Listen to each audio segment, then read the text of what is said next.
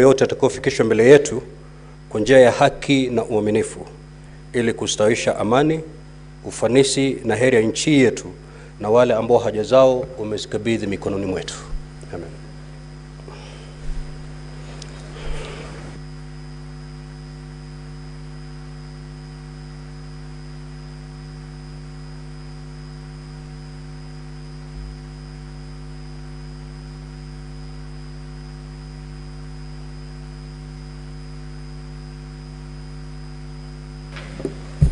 Clerk, do you have quorum?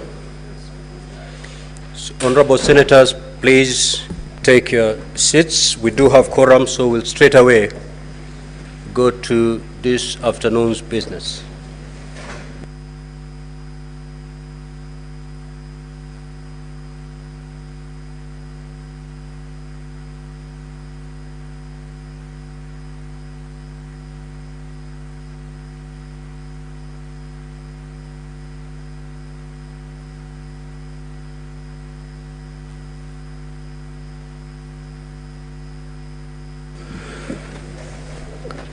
Clerk, you may now call the first order.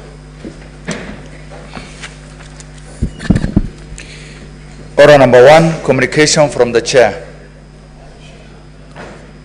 Order number 2, hearing and determination on the proposed removal from office by impeachment of His Excellency DP Gachagua, EGH, Deputy President of the Republic of Kenya.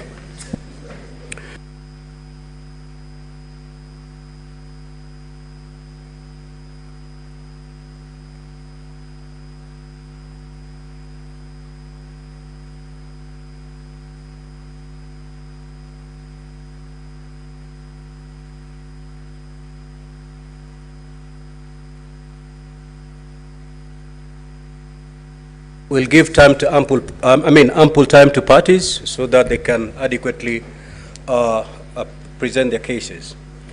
Now, as of yesterday, the Deputy President had been allocated 3 hours. 1 hour was taken away for other businesses of yesterday and today. That is pursuant to a request by counsel for the Deputy President. And therefore, as we speak, the Deputy President will have 2 hours to present his case, and thereafter the National Assembly will have 1.5 hours because they've also consumed half an hour of the 2 hours that had been granted to them yesterday. So you had borrowed 10 minutes, you ended up consuming 20 more minutes. As per our record. Council, this is not a matter to debate. Mr. Speaker, so I just wanted to clarify that we had borrowed 10 minutes. Yes, you borrowed 10 minutes, yes, but you ended up consuming 20 more. No. We did get that indication, Mr. Speaker. In fact, now you're getting the indication. Yes. We had budgeted our time knowing that we had 1 hour 50 minutes. Consume the 1 hour and a half, and then let's see where that takes you, and I will be able to engage when you consume the 1.5 hours. We are most obliged, Mr. Speaker, sir. Thank you. Senior Counsel Paul Mwite, if you're ready, you may usher in your witness. Mheshimiwa Speaker, just to get clarification, I was under the impression that the National Assembly will proceed and close their case, and that then counsel for the Deputy President will now present the Deputy President, who is the only one that we are calling as a witness, and that thereafter the National Assembly will make their closing speech, and we will have the opportunity at that time to also make our closing speech. So I would like to have clarification. Very well, Senior Counsel. Maybe I'll read the whole program all the way to the end. Thank you. You will proceed. Of course, for the record, I will ask the National Assembly to officially rest their matter, to allow you usher in your witness. Once your witness takes to the stand, you have 2 hours to present your case. The National Assembly has 1.5 hours for purposes of cross-examination. Thereafter, the senators will have 1 hour to seek clarifications or ask questions. Once that is done, the counsel for the National Assembly will have 1 hour to make closing remarks. Likewise, the team of the Deputy President will be given 1 hour to make its closing remarks. Once that is done, the Senate will move into a closed session as per our rules of procedure. So that is the program for this afternoon. I'm now very clear, Mheshimiwa Speaker, and I thank you. The situation is now clear. But just before my colleagues on the other side close their case, can I, through Mheshimiwa Speaker, ask whether the National Assembly still wishes to call a witness whose affidavit was filed, the governor of the county government of Nairobi, Johnson Sakaja. We have a copy of his affidavit. Is he going to be called or not called?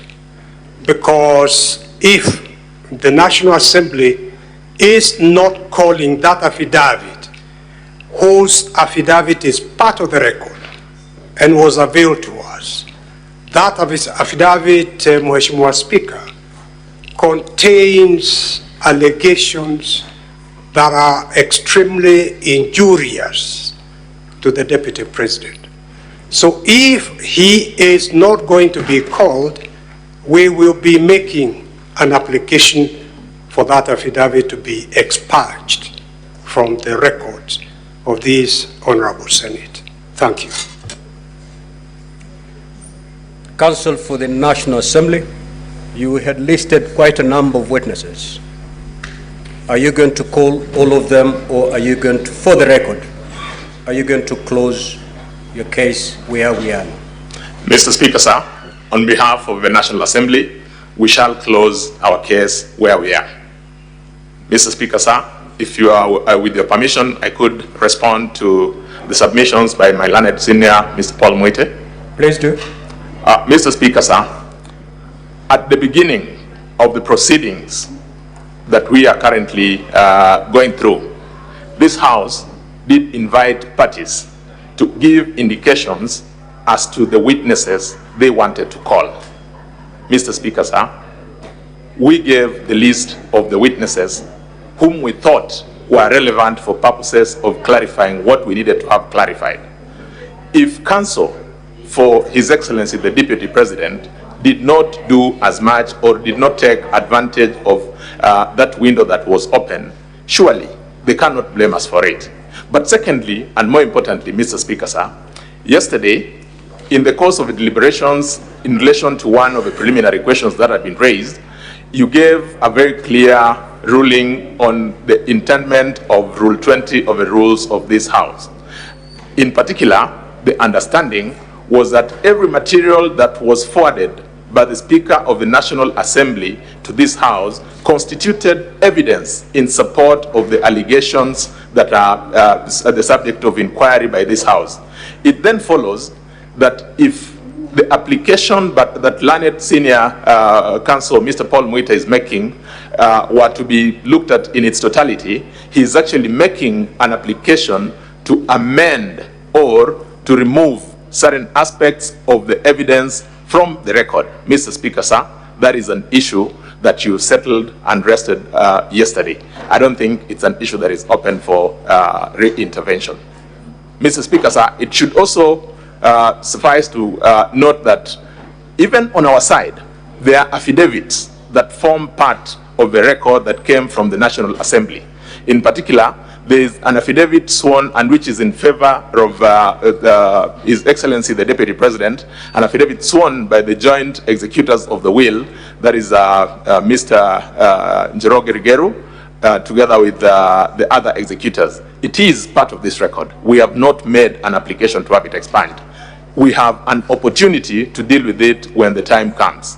Lastly, Mr. Speaker, sir, the nature of the sittings that this House currently is undertaking is quasi-judicial. It is inquisitorial in nature.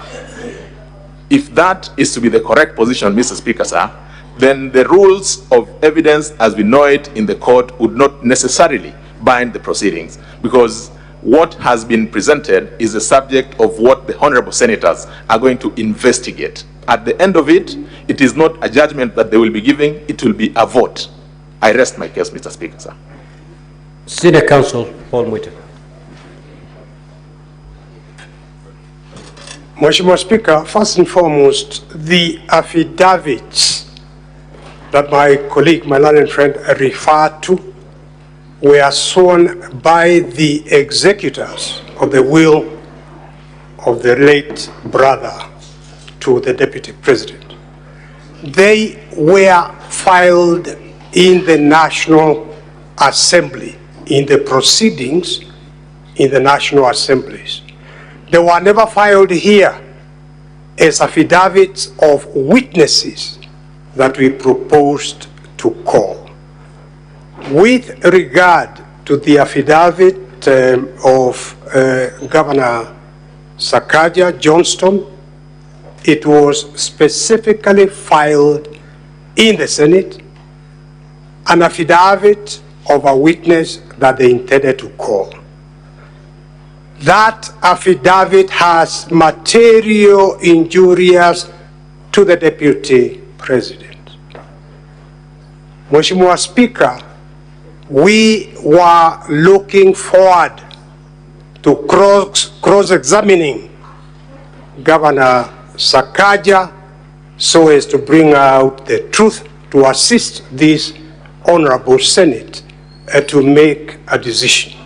If he is not being called, and in fairness to the Deputy Governor, all that we are asking is that affidavit be expunged, together with the affidavit of Peterson Jomo, who they are not calling now, and also the affidavit of Mercy Wajau, who is not being called.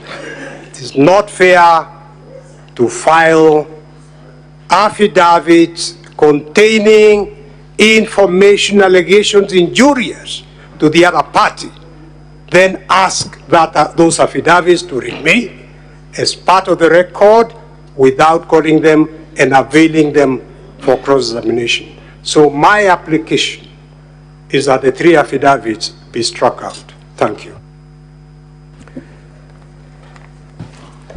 Mr. Speaker, sir, just for clarity, there is absolutely no new material that was presented after the material that was sent to this House from the National Assembly. For instance, the affidavit by His Excellency Johnson Sakaja is to be found at volume 1 of the documents that have been filed. Maybe Counsel for the National Assembly, let me get it clear. Yes, the Mr. affidavit by the Nairobi governor, was it filed after the proceedings of the National Assembly, or it forms part and parcel of the proceedings that came from the National Assembly? It forms part and parcel of the proceedings that came from the National Assembly. In particular, Mr. Speaker, sir, all those affidavits form what constituted part of what came into through public participation. So just holding that so that we make progress. Senior Counsel, you have indicated that the affidavit by the Honorable Governor for Nairobi did not form part of the documents that emanated from the National Assembly. Now, the position as held by the Council of the National Assembly is to the contrary, These are things we can settle now. Mheshimiwa, Did it come with a bundle of documents from the National Assembly, or it was filed after the Senate was seized of those documents? Mheshimiwa Speaker, I have been corrected by my colleagues. The affidavits where the affidavit by Governor Johnson Sakaja was actually part of the public participation. So it was part of the record of the National So now, let's yes. move to the two. Yes. Let's move to the two. Now, have a seat, Senior Counsel. Counsel for the National Assembly. Yes, Mr. Speaker, sir. Yeah, respond to the two more affidavits, because the contention from the Council of the Deputy President is that they were filed after the record was received from the National Assembly by the Senate. Mr. Speaker, sir, I reiterate the position that we earlier on gave, that there's not any single document other than the document that was admitted yesterday pursuant to our application that came in after the record had been presented before this House. So the affidavits were not filed after the Senate received the bundle of documents from the National Assembly? Absolutely not. Can you lead us to the volume and the page containing these affidavits from the National Assembly? Mr. Speaker, sir, just give me 1 minute to consult with my colleagues here. I identify it, then I bring it. It's not an issue that we had anticipated. Yeah, so that we settle this matter. Most of that. Yeah, let's settle it.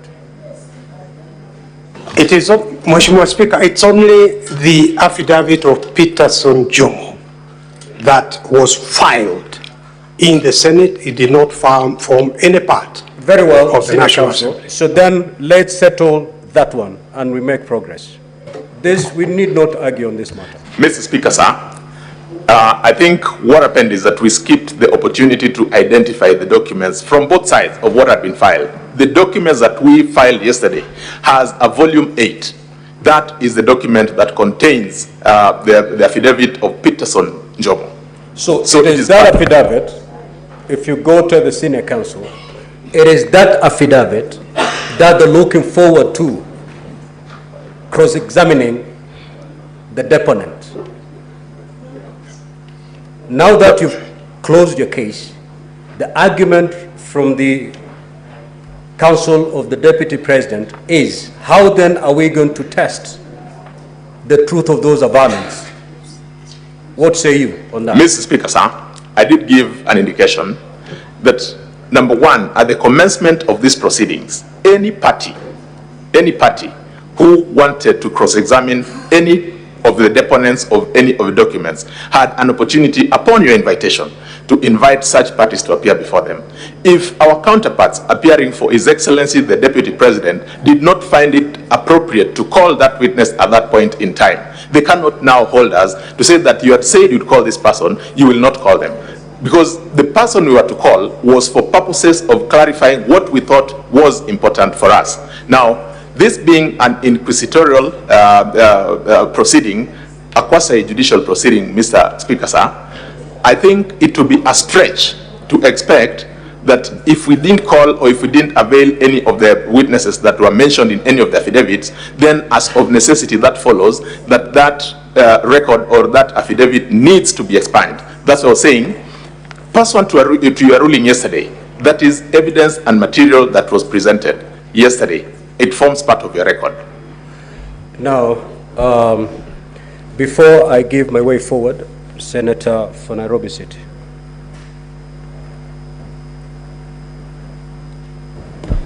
Honorable Speaker, the counsel that are appearing in this case are people that I hold in extremely high regard. Senior Counsel Paul Mwite appears to not have the confidence of the judges sitting here that we know how to treat evidence contained in an affidavit that is not tested at cross-examination. Even the judges you appear before in the courts that you practice in know what to do with evidence of a person who is not availing themselves for cross-examination. So, Honorable Speaker, I really don't understand what the contention is, because we sitting here as judges know how to treat that evidence, and I wanted to take this opportunity to calm the anxiety of Senior Counsel Paul Mwite, that indeed we do know what to do with such evidence? Now, so that we make progress, Senior Counsel has raised an important matter, which matter has been responded to by the Counsel for the National Assembly. Now, honorable senators, there is an affidavit sworn by one Njomo Mushira, who had been listed to appear as a witness for and on behalf of the National Assembly. The National Assembly has closed its case without calling that particular witness, and yet there's an affidavit that the counsel for the Deputy President will not have an opportunity to cross-examine. The question, as you retire at the end of this hearing, is to look at the probative value of that particular document. Senior Counsel Paul Mwite, your point is valid. The senators have noted.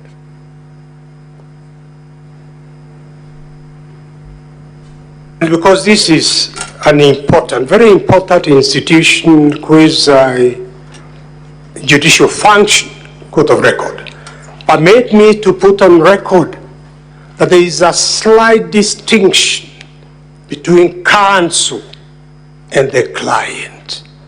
I have absolute full faith in honorable senators, including my friend, the senator for Nairobi, but I am carrying out instructions of my client. Yeah, so I've given direction on this particular matter. Let us move forward. Having said that, Senior Counsel Paul Mwite, if you're ready, you may now usher in your witness. Mheshimiwa Speaker, we are anxiously waiting for the Deputy President. My colleagues can stand here, can stand in. For me, let me make inquiries and find out where he's held up. We certainly wish to call him as a witness. Very well.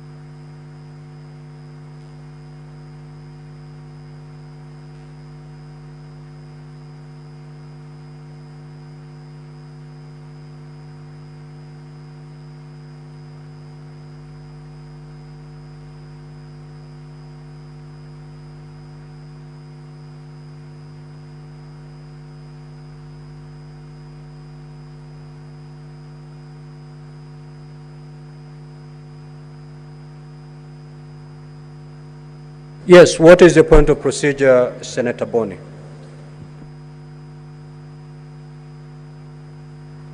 Unprecedented, to the extent that when we stand down business in this House, it normally arises from a communication from the chair that you're temporarily, for a specific time, suspending the proceedings.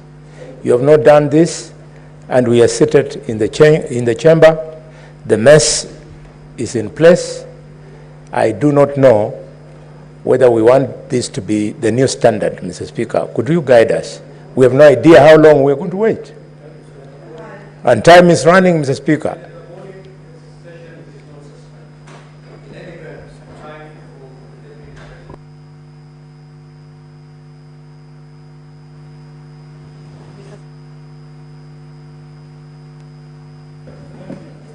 Honorable Senators,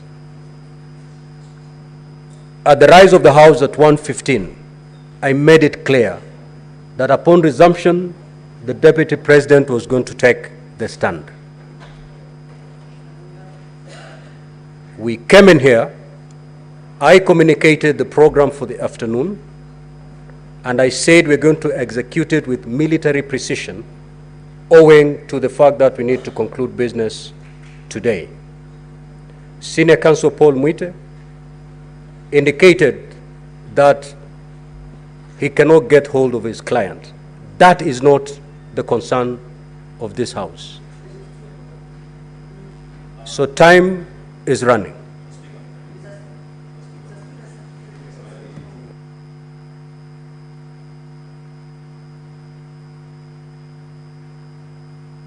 Order.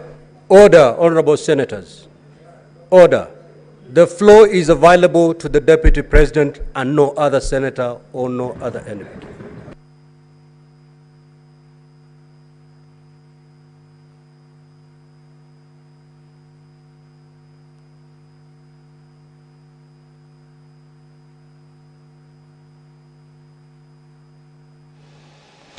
Well, the Speaker of the Senate, Honorable Amason Kingi, currently presiding over the business of the Senate this afternoon, has just directed that the floor at this particular juncture is not available to any other senator owing to the... Enoch, I used very basic English. I know you. You have such a wonderful grasp of the language. You need not to get any clarification.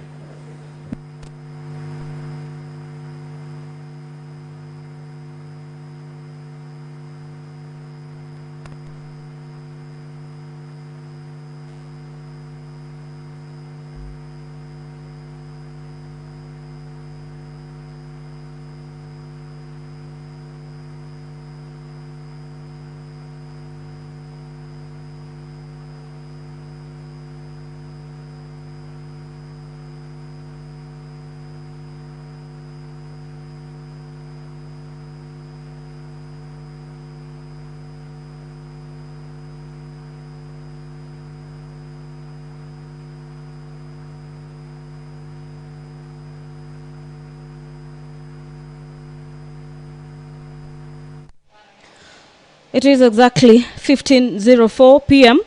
this afternoon, being the 17th day of October 2024. The afternoon sitting of the Senate this afternoon was to kick off with the Deputy President taking the stand, bearing in mind the DP, His Excellency Rigathi Gachagua, is the sole witness in the case where the National Assembly, through the move of the motion, Honorable Mwengi Mutuse has leveled 11 grounds for impeachment of the Deputy President from office. We have already dispensed with the prosecution side, and during this afternoon sitting, immediately after the commencement of business, the council representing the National Assembly have confirmed to the House that they do not intend to call more witness in regards to this case.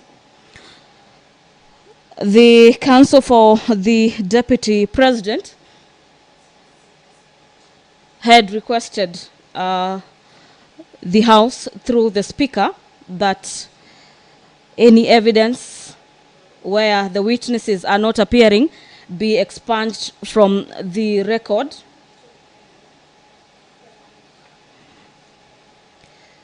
It is a moment of waiting at the Senate this afternoon as the House awaits the arrival of the Deputy President Rigathi Gachagua, who is set to take the stand at the Senate this afternoon and prosecute his case through himself as well as his defense, and convince senators why the 11 grounds listed for impeachment should be quashed by the House. Our dear viewers, the motion for the removal by impeachment of His Excellency Rigathi Gachagua, EGH, the Deputy President of the Republic of Kenya, has 11 grounds where the National Assembly is seeking to have the Senate uphold the charges, or at least one of them, to have the Deputy President cease to hold office today. The mover of this motion, Honorable Mwengi Mutuse, who also serves as Kibwezi West lawmaker, has told senators for the better part of yesterday and today that his desire through this motion is that the House finds the Deputy President to have committed the offenses listed in this motion.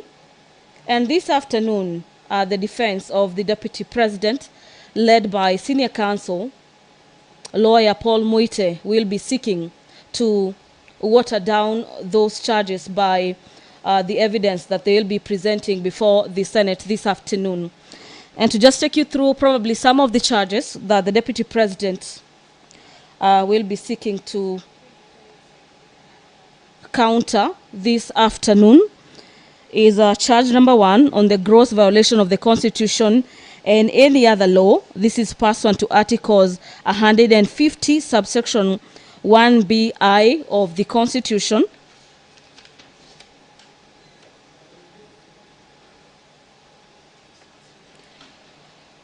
Charge number 2 in the impeachment motion by Honorable Member for Kibwezi West. The Honorable Member alleges in his motion that there is gross violation of Articles 147 subsection 1 and 152 subsection 1 of the Constitution, where the Deputy President is being accused of undermining the presidency. Under Article 147 subsection 1 of the Constitution, the Deputy President is the principal assistant of the President and shall deputize the President in the execution of President's function.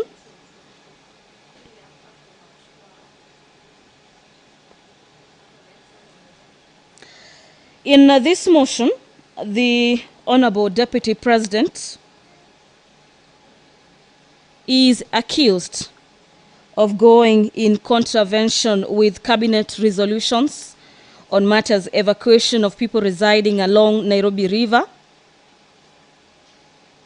and that shortly after His Excellency, shortly after being in contravention with the cabinet resolution, the Deputy President made public a statement opposing the Nairobi River riparian execution orders.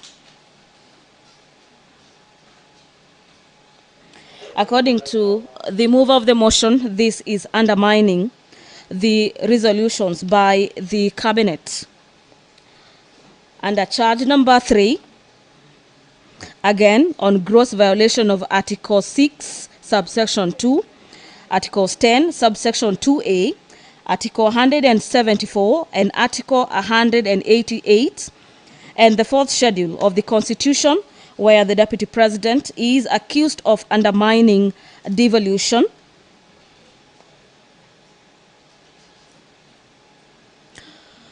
The mover of the motion in his motion states that on the 20th of September 2024, His Excellency Rigathi Gachagua, recklessly and mindful of the high calling and dignified status of the office of the Deputy President, unlawfully interfered with the running of the Nairobi County government by holding a public rally in which he incited citizens against lawful directives by the Nairobi City County government on the planning and relocation of markets.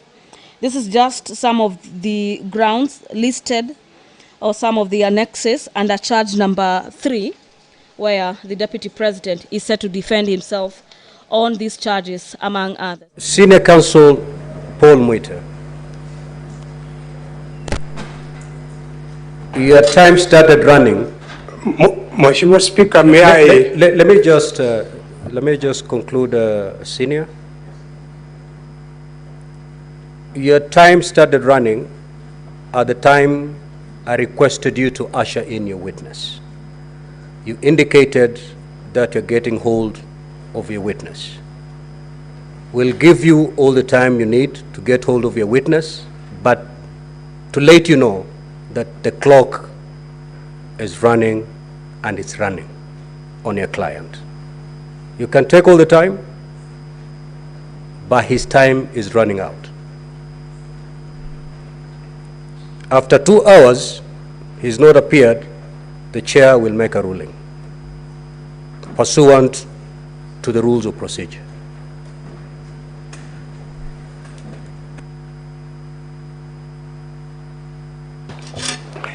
Mheshimiwa Speaker, may I start first and foremost by expressing apologies and regrets that the Deputy President is not here, and by not being here, the inconvenience and delay caused to Mheshimiwa Speaker and to honorable senators.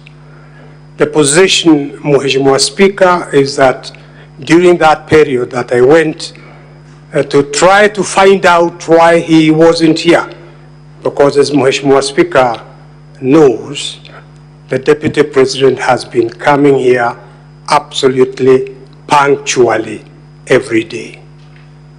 The sad reality is that the Deputy President, the Republic of Kenya, has been taken sick, very sick, and as I address Mr. Speaker in this honorable House, senators, he is in hospital, Mheshimiwa Speaker. That is a sad reality.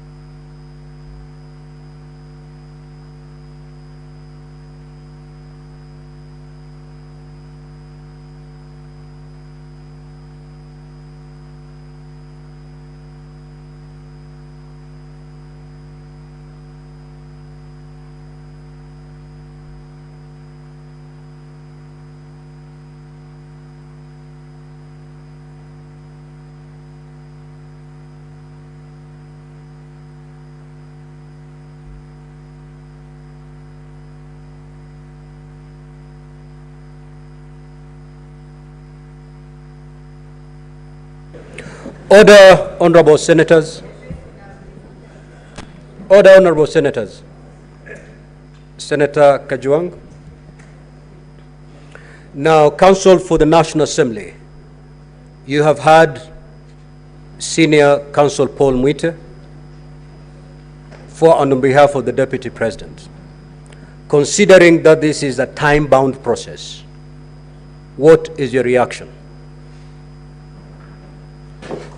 Mr. Speaker, sir, this is a house governed by the rule of law. We truly empathize with the difficulty that His Excellency, the Deputy President, has found himself in. But, Mr. Speaker, sir, pursuant to Rule 11 of the rules governing this process, if I may, with your permission, maybe Counsel for the National Assembly. Yes, Mr. Speaker, sir. Just take a seat before you make your rejoinder. Senior Counsel Paul Mutembei, having said whatever you've said, what is your proposed way forward so that a reaction can be put from the National Assembly? Are you telling us we wait until your client gets here? What is your proposed way forward?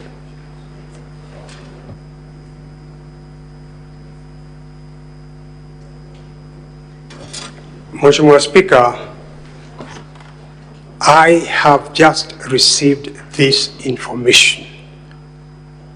My proposal is that you give me at least the rest of the day. I would like to go and have an assessment of his situation and maybe even come back here by 5 p.m. Right now, I would like to make an informed sort of situation after I see the Deputy President and I see the doctor, Mheshimiwa Speaker, at least an hour or two.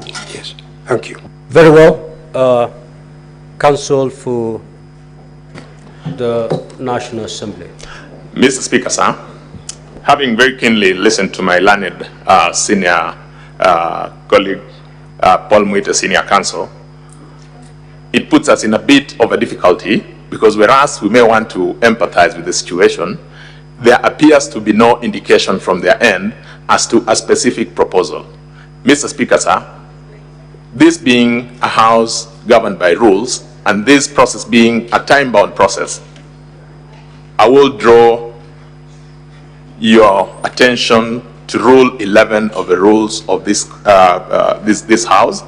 If I may read, Mr. Speaker, sir, that where the National Assembly or the President chooses not to appear before the Senate, that fact shall be put on record and the Senate shall proceed with its investigation without further reference to the National Assembly or the President. But the Senate may, for exceptional reasons to be recorded, permit a later appearance before the Senate by the National Assembly or the President. Mr. Speaker, sir, I think this rule would give us guidance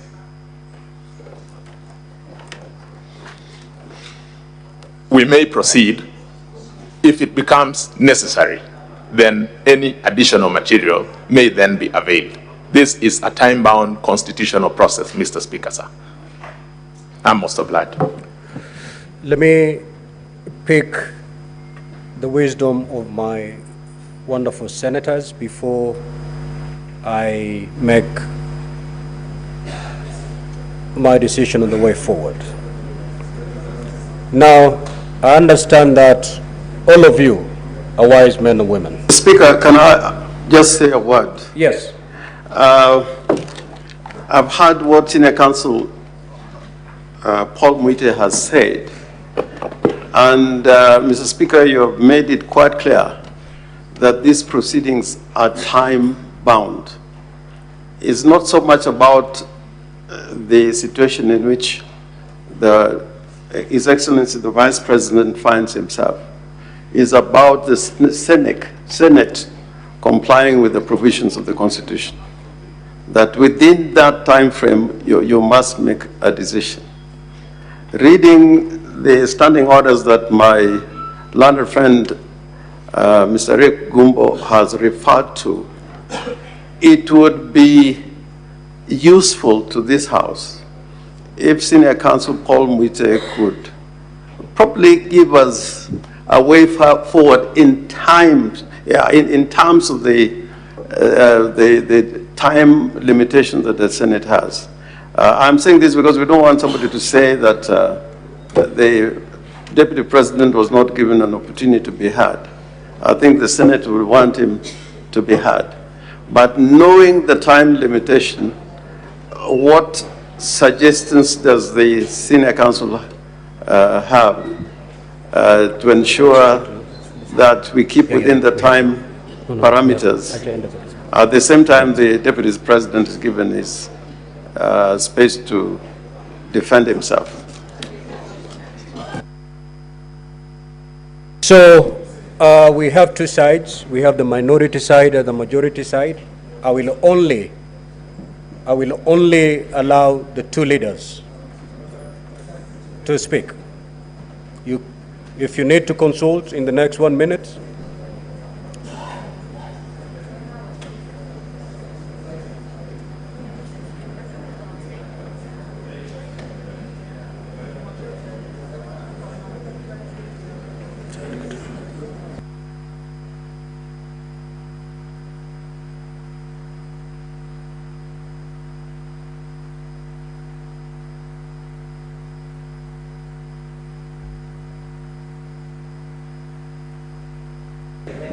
now, honorable senators, our standing orders have not been suspended yet. It is only Senator Mazayo and the majority leader. The rest, take your seat.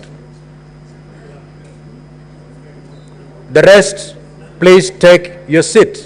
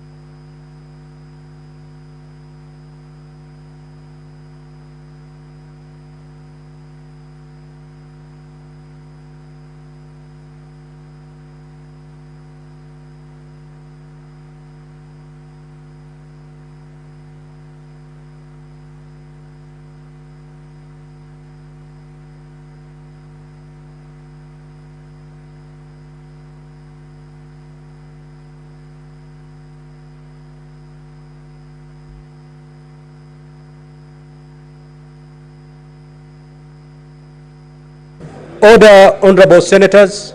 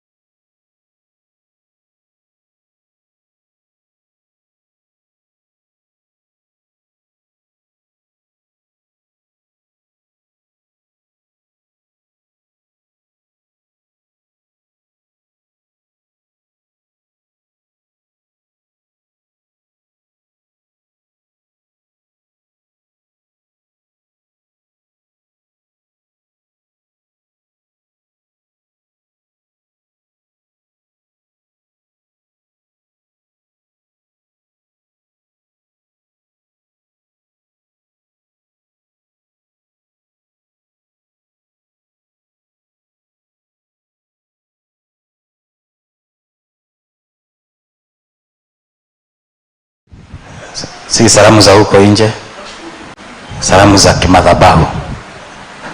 Namaanisha kushika mkono wako ni uombe, ndiye Bwana aweze kuwabariki. Amen. Na jana nilifunza sana, nachukia mikono iko na dhambi. Mkono ambao hauna hasira, mkono ambao hauna damu, mkono ambao uko ready kupanuka kibiashara, kupanuka kiroho.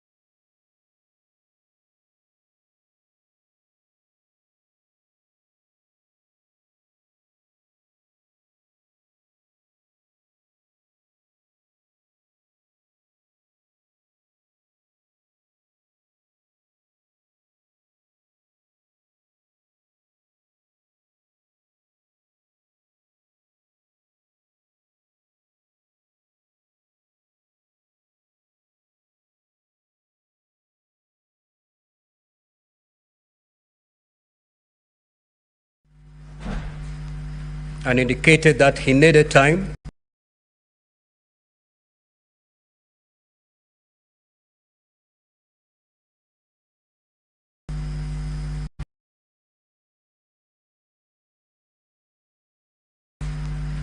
indicated that he needed time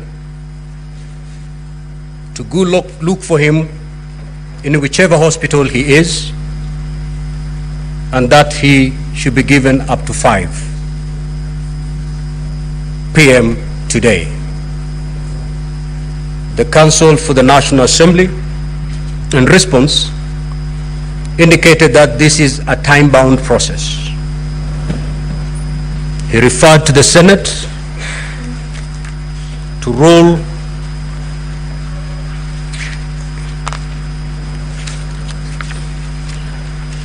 Rule 11 of our Rules of Procedure, that where the Deputy President fails to appear, the Senate can actually proceed, or for exceptional reasons to be recorded, permit a later appearance before the Senate of the Deputy President. Having considered the two sides,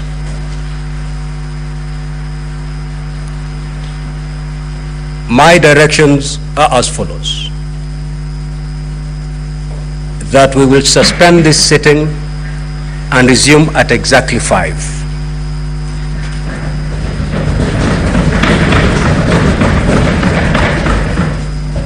Should the Deputy President, we expect the Deputy President then to take the witness stand at 5. This is a time-bound process, unfortunately. It is so ordered.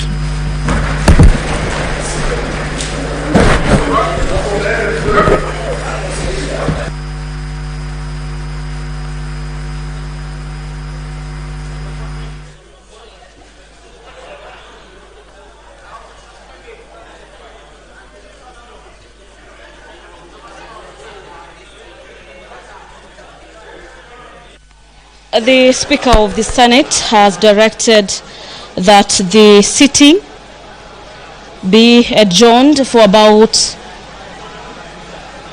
a couple of hours to allow the counsel for the Deputy President to get hold of him.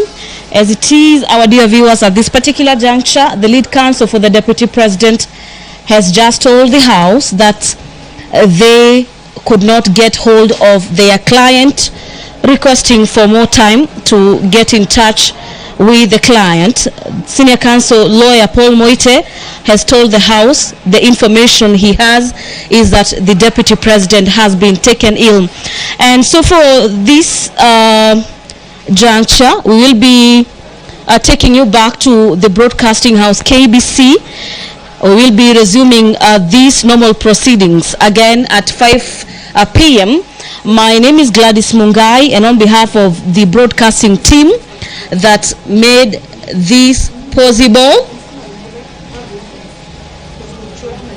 we will be back with this live broadcast at 5 p.m. this evening.